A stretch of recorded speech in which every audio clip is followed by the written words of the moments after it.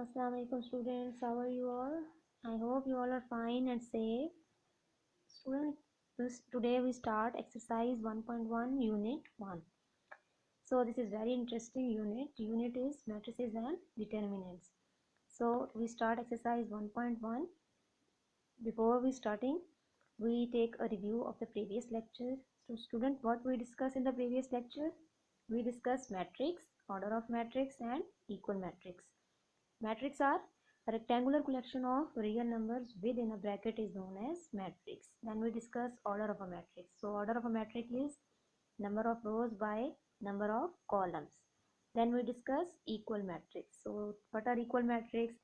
As we discussed, two matrices are said to be equal if and only if they have same order and their corresponding entries are equal. So now we start exercise related to these topics. Exercise 1.1, question number 1. We have 3 questions. So question number 1, find the order of the following matrix. So order of the matrix A. Matrix A has 2 rows and 2 columns. So its order is 2 by 2. Okay. B matrix has also 2 rows and 2 columns. So its order is 2 by 2. Now matrix C. Matrix C is only 1 row but 2 columns. So its order is 1 by 2. Similarly, D matrix has also 1 row but it has 3 columns. So its order is 1 by 3. Then we have E equal to A, B, B, E, C and F. So this matrix has 3 rows and 2 columns. So its order is 3 by 2. Matrix F has only one number. So it has 1 row and 1 column. So its order is 1 by 1. So question number 2, which of the following matrices are equal matrices? Now we recall the definition. So what are equal matrices? Two matrices are said to be equal if they have same order. Same order means जिसके number of columns और number of rows दोनों same होनी चाहिए. Second, their corresponding entries are same. So A, matrix A is 3, only 1 row and 1 column. Now we check.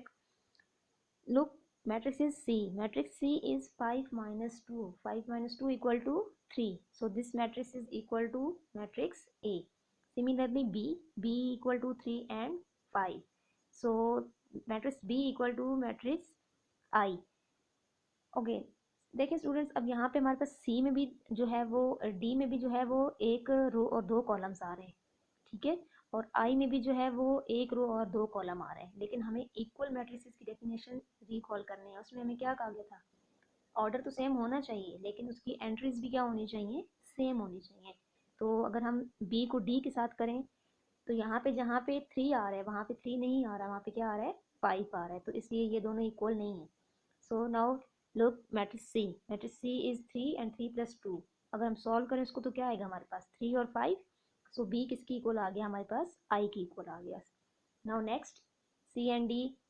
C is also equal to A. Now D is 5 and 3. D is 5 and 3.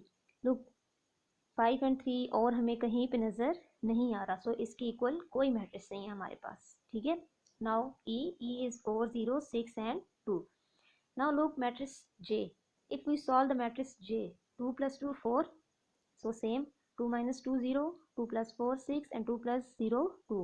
So E equal to J. Now F is 2 and 6. So what the other matrix that have the same values? G. 3 minus 1, 2, 3 plus 3, 6. So 2 and 6. So these matrices are same, F and G. Now H matrix is equal to J. Okay, so two matrices are equal if they have same order and same entries. Now question number 3, find the value of A, B, C and D which satisfy the matrix equation from the definition of equality of matrices.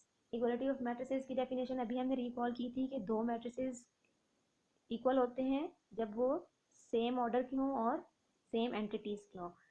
तो students यहाँ पे हमने अब क्या निकालना है? ए, B, सी और D की वैल्यू फाइंड आउट करनी है, ठीक है. तो दो मैट्रिसेस है हमारे पास, देखें, A plus C, A plus 2b, C minus 1, 4d minus 6.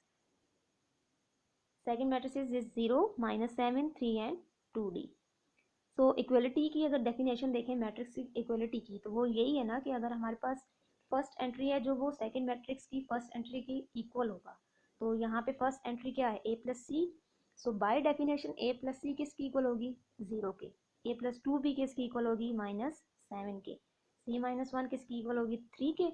और 4d-6 की इक्वल किसकी होगी, 2d की। तो ये हमारे पास क्या आ गई, 4 इक्वेशंस आ गई। ठीक है, अब इन 4 इक्वेशंस को सॉल्व करके we have to find the value of A, B and C. So from equation number 2, c -1 equal to 3. Okay students, look, c -1 equal to 3, this gives c equal to 3 plus 1. ठीक है, अब 3 plus 1 कैसे आया, देखें 1 वहाँ पे minus हो रहा था, जब इक्वल के दूसरी साइड पे आता है तो साइन क्या हो जाते हैं, ऑपोजिट हो जाते हैं। माइनस किस में आ जाता है, प्लस में। सो c इक्वल टू 3 plus 1, 3 plus 1 equal to 4, c equal to 4. Similarly, if we take equation number 1, equation number 1 is a plus C equal to 0। अगर हम इस इक्वेशन में c की वैल्यू पुट करते हैं, ठीक है, तो हमारे पास किसकी वैल्यू आ जाएगी, a की।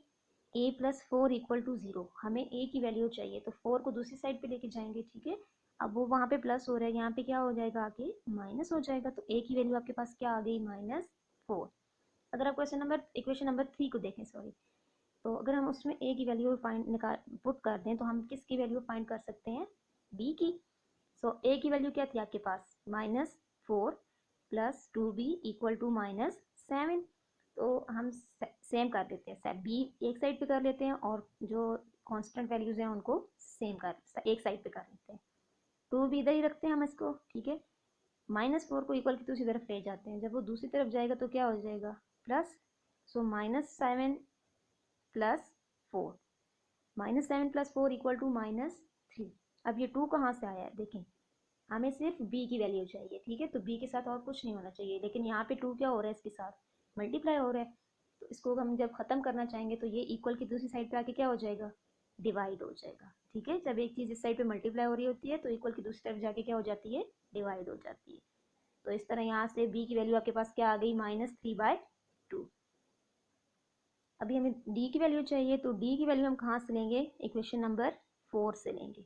ठीक है, 4 इक्वेशन आपके पास क्या थी, 4d minus 2d equal to 6। देखें, अब d की वैल्यूज एक तरफ हो गई और 6 एक तरफ हो गया। 4d minus 2d equal to 2d। ठीक है, 4d है, उसमें से 2d माइनस हो गया, तो क्या आ गया आपके पास, 2d इक्वल टू 6। अब आपको सिर्फ d की वैल्यू चाहिए। 2 मल्टीप्लाई हो रहा है, उसको इक्वल की दूसरी तरफ लेके जाएंगे तो वो क्या हो जाएगा, डिवाइड हो जाएगा। 6/2 आ गया।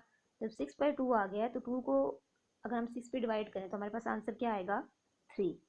ठीक है, तो इस तरह हमारे पास सब वेरिएबल्स की वैल्यू आ गई। a की वैल्यू क्या आई आपके पास, -4। b की क्या आई, -3/2। c की क्या आई आपके पास, 4। और d की वैल्यू क्या आ गई आपके पास, 3। ठीक है, अगर हम इसको दोबारा से अपने क्वेश्चन में पुट करें, a प्लस सी। ठीक है, a की वैल्यू आपके पास क्या आई, -4, और c की क्या आई, 4। तो -4 प्लस 4 किसके इक्वल हो जाते हैं, 0 के। तो देखें सेकंड मैट्रिक्स में आपके पास फर्स्ट वैल्यू क्या आ रही है, 0। ठीक है, इसी तरह सेकंड रो में देखें, c -1 है, c की वैल्यू क्या है आपके पास, 4। अगर आप 4 में से 1 निकालें तो क्या आ जाएगा, 3। देखें इसी तरह सेकंड मैट्रिक्स में आपके पास क्या आ रहा है, 3 आ रहा है। ठीक है, तो इसका मतलब कि हमारी जो वैल्यूज़ आई हैं वो सेम आई हैं। ठीक है, चारों वेरिएबल्स की वैल्यूज़ निकल आई। Okay students, I hope you understand this exercise, practice it, revise it.